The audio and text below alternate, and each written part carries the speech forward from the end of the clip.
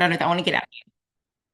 Hello, and welcome to 100% Real with Ruby. We're getting into the holiday season now, so I'm sure that food and oh my God, my goals, oh my God, this, oh my God, that has come on your mind, and many people are probably either crash dieting or just saying, I'll just start again in January.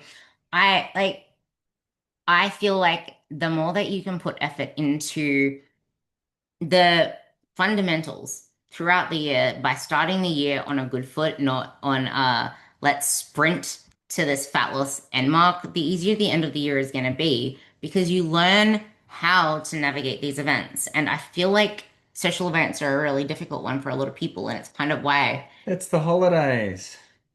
talk Enjoy it. this is what you wanted to talk about. You're on holiday. You should just eat it.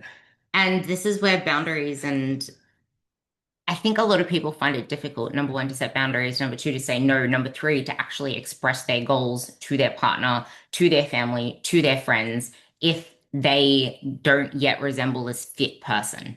Because that can be a little, like, you can feel awkward, like, oh my God, I still have so much weight to lose. Oh my God, I'm not thin yet, or whatever word you use. I'm not skinny yet, or I haven't lost weight yet. They're gonna like, I can't just eat the salad because they're just gonna look at me and be like, well, you're eating like that and you still look like that. Like these are things that I see a lot of people like say that they're saying in their head. I don't like I don't want to say it in like a crude way, but it's something that happens. And you can have the same, like family members can be so freaking cruel. They can say things and impact you in a really, really harsh way, even if they don't intend it. And then that weighs on you. And if you've had bullies in the past in school days, that hits you even harder because now there's a psychological trauma that's there that's probably fed into why you eat the way that you do. But regardless, I'm not really going to be talking about that shit. I'm going to give you some strategies for how you can actually keep your results all throughout the year and not worry about, oh my God, I'm missing out on this, I'm missing out on that. Because I have this thing where it's not and or, it's or only. You can pick either eating, let's just say, if you're going to go to McDonald's, you can order the fries or the ice cream, not the fries and the ice cream. That was probably a really bad example, but it's just like sometimes you kind of both. Sometimes you really need to just make that little sacrifice once. But if you didn't come into this with this restricted mindset, you're not going to feel like you're never going to have that thing again. And I think that's why a lot of people struggle with holidays because they feel like it has to be this all-out meal. What do you see a lot of people struggling with, especially? And I think a lot of people travel during the holidays as well, so that Yeah. becomes a huge issue. It's hard to prep. Talk to me more about this because this is like your little thing. My little thing. Yeah. Mm. Yeah, and then when it comes to the family events, it can be very guilt tripping. It's like if no one ever taught you how to navigate meals out or to just follow a meal plan, it's going to be very much like, well, I'm on a diet, or screw it, I'll start again on Monday. And that is why a lot of women feel like they're always dieting because you don't feel like you can have that flexibility in there. And at the same time, I don't want to say that you can eat whatever you want and still get results. And there's a lot of people online saying that. But if you could, you would have results by now because you've been eating whatever you want most of your life. It comes with waves, it comes with periodization, and everything is hard at the beginning. You will need to make the sacrifices. You might need to miss out on more than usual for the first year or something if you need to. Like, yeah, okay, cool. It's what you do in the majority of the year, yes, but we need to look at where you're at right now. You will have to make more sacrifices to start with. But the closer that you get towards this, I don't want to say goal, but the the further you get along the timeline while you're losing fat, you then bring yourself out of the calorie deficit. You have more to play with, yes, but then you go back into it again, and then you keep going. But the thing is, the more that you move along the I'm fitter, I'm healthier, I can burn energy better, I can train harder, I can lift stronger. The further you move along the spectrum, the more flexibility you get to owe yourself. But at the beginning, you're going to need to make more sacrifices. You're going to need to say no more. And it's not forever. It's just a lot of people have been this, well, I'm either on a diet or off a diet mentality that you just don't have the ability to say no anymore. And this is where we need to just stop focusing on losing weight because it is stopping you from losing weight. It's stopping you from getting results. And why am I turning this into a weight loss podcast all the time? But it's because most people know how to lose weight. I'm not trying to just make this all about that. It's the fact that most people don't know how to maintain it. Most people don't know how to build up their metabolism to a point. I don't even want to say build up the metabolism, but most people don't know how to get to a point where they're literally being like they're literally able to love life because they don't have the constant like calculations going on in their head of this, that, and the other. Like we do actually still think about food. We do actually still do the calculations, but we don't do it in an obsessive way where it's like, oh my God, I'm in such a deprivation, like a deprived world. It's thinking in abundance because there's still an abundance of food. You just get to pick your poison. You get to pick what's there. And you can't pick amazing mouth orgasms every single day of the week or every single party that's there for whatever event it is. Like you need to pick your battles because if you go into too many battles, you're going to come out a wounded soldier. And then you're going to start the new year trying to undo it all. And that's going to spin the cycle. Like skill, this is why I'm so big in my coaching on teaching skills in general. Skills in general, because most people don't do that. They want to keep you forever in their little program just to get their results, and then you gain the weight back, and then you want to redo something else. We want to choose meals with a lean protein and a veggie base. You want to ask for sauces and dressings on the side. You want to pause through your meals so you can check in with your hunger. Because as long as you don't eat like Adam, you're going to be fine. Because your satiety signals kick in Yeah, and but like, mine's white out. there we go. This is way I'm not eating quick, but I know what I'm eating. that's the thing as well. You have a lot more control over your food when it's already calculated. And this helps you with eating out because you know what you're eating for that day. This is why I say plan your meals ahead of time, put them into your app. It doesn't mean you need to eat those meals. Sally just invited me over for dinner. I have all my meals planned out already. Cool. Well, I have about 500 calories for dinner and then another 400 calories for my after dinner meal. That's 900 calories I got to play with if I wanted to. So I can have 900 calories into either a big dinner and a small dessert or split it up however I want. But I only know that because I plan my food ahead of time. And then if you're going to have something that's like an even more extravagant event, then you will lower the calories of the other meals without depriving yourself because you're going to up your plates with more veggies, more voluminous foods, choose leaner sources of protein, get yourself not ravenous before the event because otherwise that isn't going to end well either. Something I do have to say on that note as well is a lot of the time when people go into these events, they don't go in with a plan. And it's not a plan for just what you're going to say. You need to have like a traffic light system. Well, green light is I will allow myself one alcoholic beverage. I'm just going to use alcohol as an example. Orange light is I won't be happy if I have three. If I have anything over four, that's a red light. Blah. So then you know that you gave yourself a little reference range of 1 to 3 drinks. Go in with that in mind. But also, post-mortem, how do you want to go to sleep at night? How do you not want to go to sleep at night? How do you want to wake up in the morning? I don't want to wake up groggy. I don't want to wake up feeling like I'm friggin' dizzy because I'm electrolyte deprived. I don't want to crash and burn on my bed feeling like I ate a friggin' elephant. Like figure out to me it's I don't want my performance and my energy to be shot the next day. I want to be able to wake up and function at my best mentally because my biggest anxiety comes from when my brain doesn't function right, which is why I hate getting shitty sleep, which is why I don't do certain things to get shitty sleep because then that has its own cascade of things, which doesn't always happen all the time, and that's okay sometimes too. But I'm working on that one, and that's the point. Like we're always working on things. Don't beat yourself up for things. This is a lifelong pursuit. You just do your checks and balances and be honest with your actions, and don't out inputs lead to outputs. So that's something you need to be able to navigate there. But when it comes to these events, when you're going into any social occasion.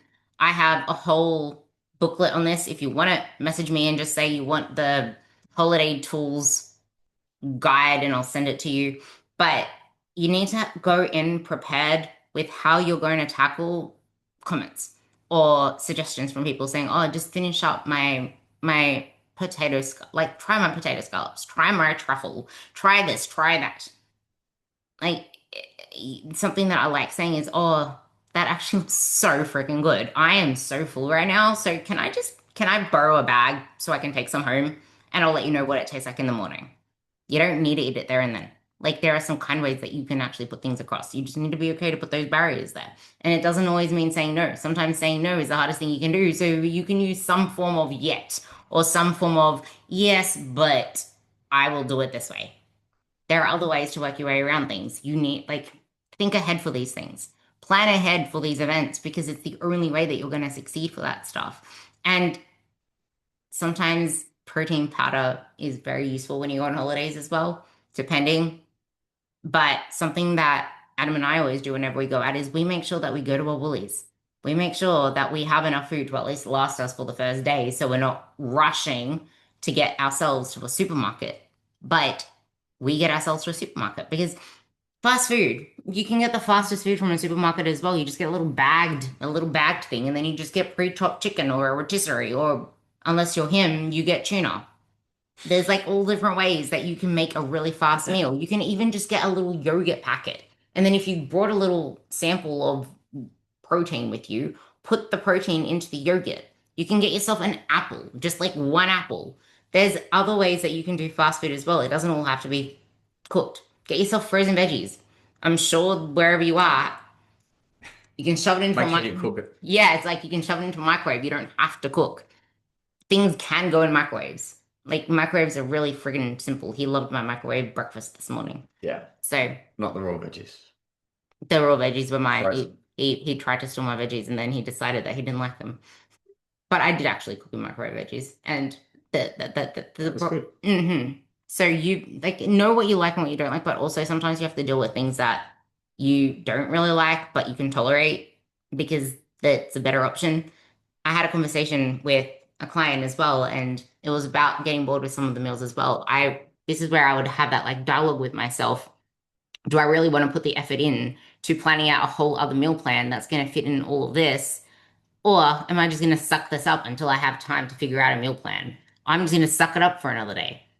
But then again, if it's like the meal thing and I'm really getting sick of a particular meal, but it's like the same thing. I would just suck up that meal for the rest of that week and then worry about it at the end of the week when I can pivot. That's why it's just like, okay, well, see what you like and what you don't like and just be okay to push through that. And the thing is, you don't actually need to have it that way that it's cooked. You can add some soy sauce. You can add some friggin' French's mustard. You can add different herbs, different spices. If it's a potato and veggies and protein meal, turn it into a shepherd's pie. Turn it into a baked meal. Turn it into some form of stir fry.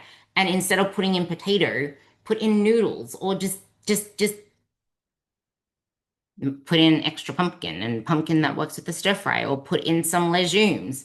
Play around with the carbs. All you need to do then is just pull out your app, see what equals the same calories. Bob's your uncle. As long as it's the same calories and it's a carb source, that's good enough. If it's okay, I don't feel like this meal and I want to keep everything as same as possible, well, instead of having chicken, I'm gonna have white fish or I'm gonna have 2% turkey or 2% lean mince. It's close enough, not identical, but whoop-de-doo, it's at least gonna get you through today, and it's better than going with worse alternatives. Remember, there's no good or bad meal, there's no good or bad food. Zoom out and check the whole week because you can have one delicious, indulgent meal for dessert, but if the rest of your day was good, then was that really something that is of a concern? Or you can have a couple of meals on one day that completely blow the budget, but if the rest of the week was actually accounting for that, is that really of a concern? That's what I want you guys to think about. It's all about learning these skills. And like, sadly, when you go out to restaurants, you can easily order steak, mashed potato, and vegetables, and it can still be over 1,000 calories because how are they cooked? What was in the mashed sweet potatoes? Butter, oil, milk, something. What else do they put in there? Something like that. Cream.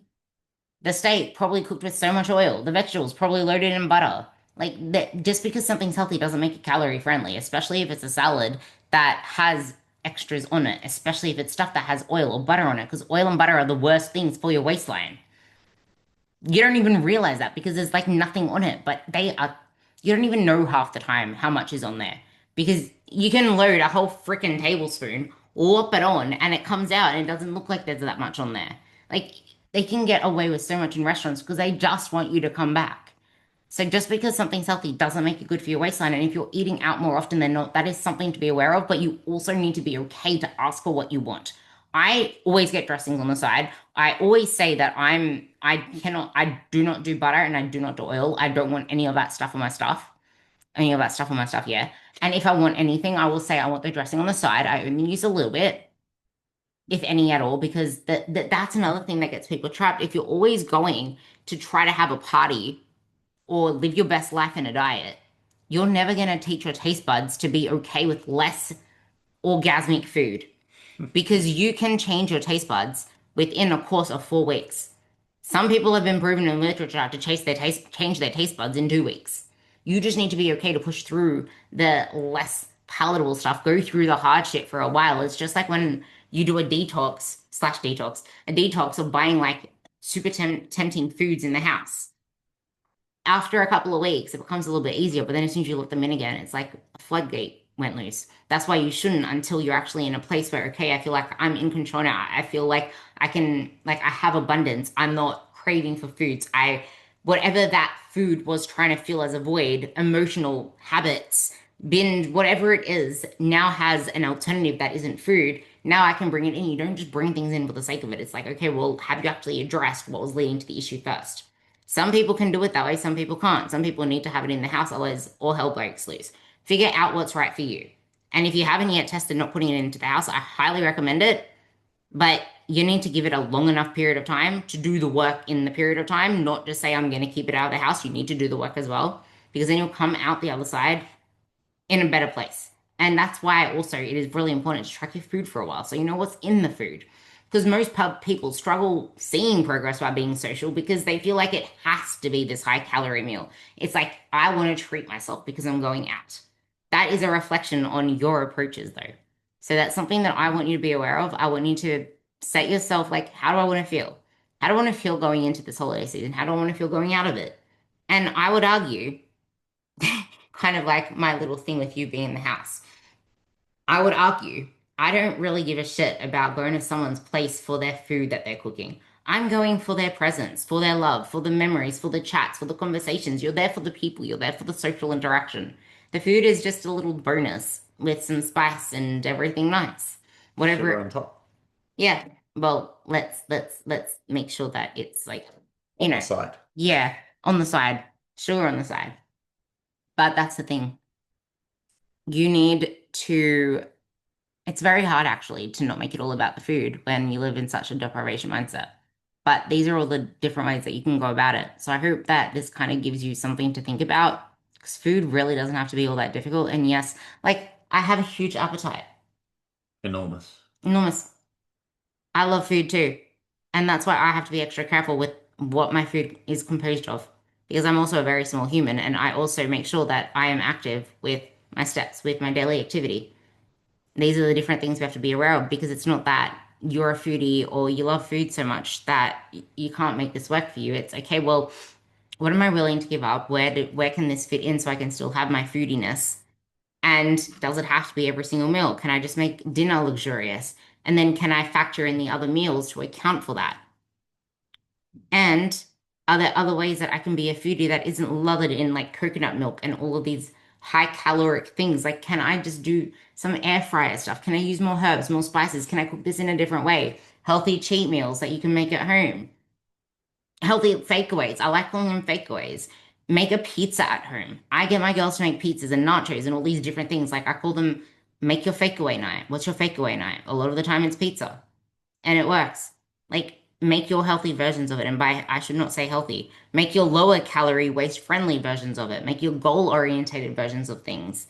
Pick your poison, but realign your expectations with your outcome because when your expectations are higher than your reality, that's when a lot of anxiety comes in. That's when the sadness, the depression, all that comes in because your expectations are up here, your reality is down here. That mismatch doesn't work well.